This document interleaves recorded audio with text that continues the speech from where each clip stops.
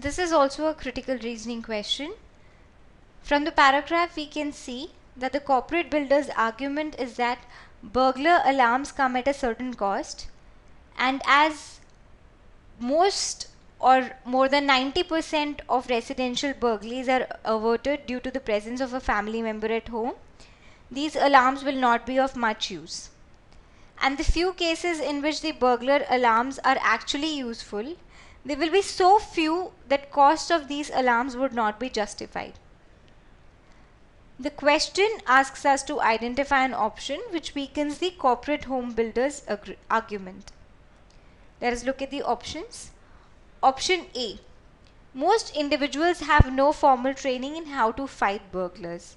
Now, the paragraph does not talk about fighting burglars, it merely talks about the presence of a family member at home that averts burglaries. Option B. The largest proportion of loss of valuables that results from residential burglaries is caused by burglaries when no household member is present. Now, this actually goes against the builder's argument.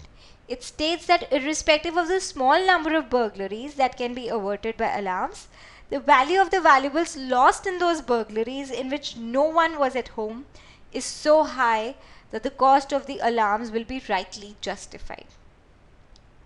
Option C. Since new homes are only a tiny percentage of available housing in the society, the new ordinance would be extremely narrow in scope.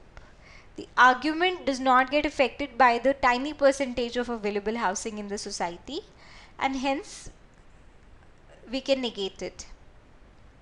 Option D. The installation of burglar alarms in new residences costs significantly less than the installation of spy cameras. Now, the argument is not comparing the cost of burglar alarms to other means of avoiding burglaries, so option D also does not weaken the corporate builder's argument.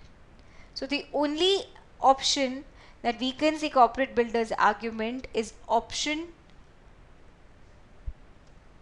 B. So option B is the correct answer.